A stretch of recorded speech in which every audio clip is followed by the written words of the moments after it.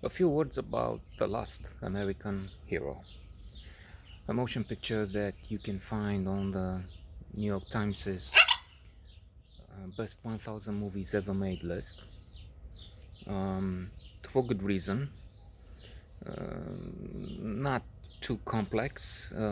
For those who have seen more recent films about racing, about various famous tracks, they must remember that there's been progress, but this is one of the not first. I mean, surely they made films in the 30s, 40s about this subject, but one of the first in, let's say, modern times, and so the others followed and got inspiration from this and those films on the best 1000 list. So yes, you see more modern effects. Termina.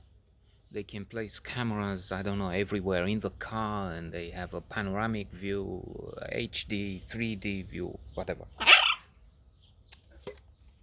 There's someone else here. I mean, you're wondering who is this local hero. There he is.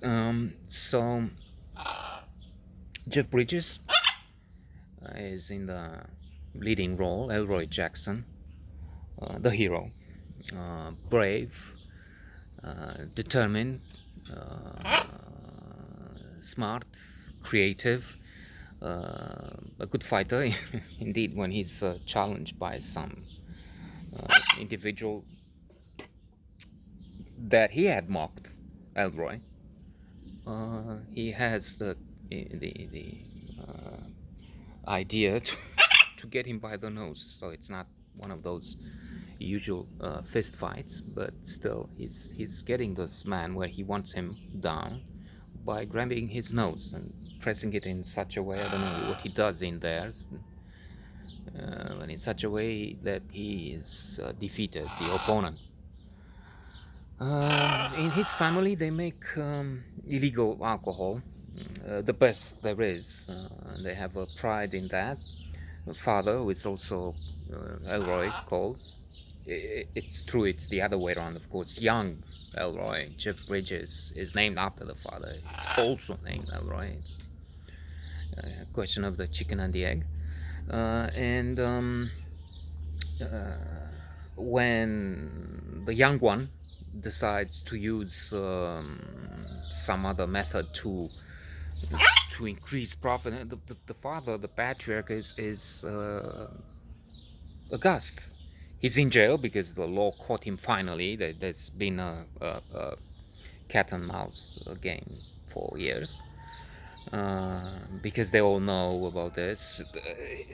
The man with the illegal business is appalled for humorous reasons, we might say, because he's in jail and he says, I have the best, and you drink it, talking to his lawyer. In the court they drink in. I'm damn sure the justice, the judge has. Yes, sure he has. Everybody has, but that's the way it is. Which sounds crazy.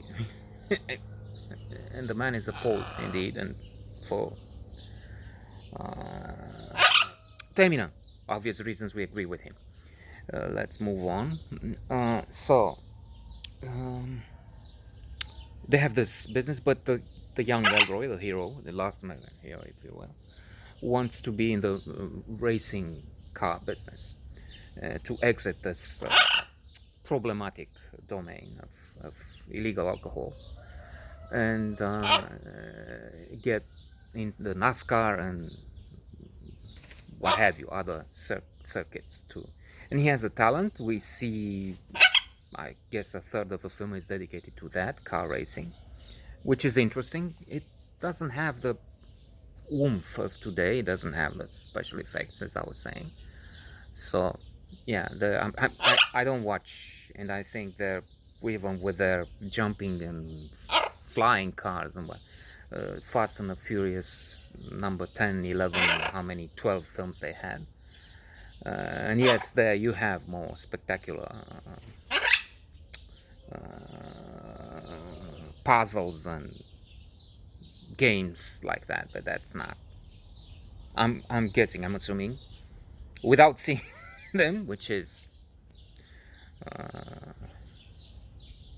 abhorrent. I don't know. Talk of something you don't know, but well, I heard about Terminal and the very idea of making 11 films with the same thing chasing, that's preposterous. I would say for something in favor of a recent film, however, Ford versus Ferrari, Christian Bale, Matt Damon, wonderful film. It's on this blog. I'm not sure the two people who watch this. I'm not sure where you. It's on YouTube or you found it on the blog, but anyway, on the blog there are some notes on that and some other uh, films about racing. As for this one, wonderful.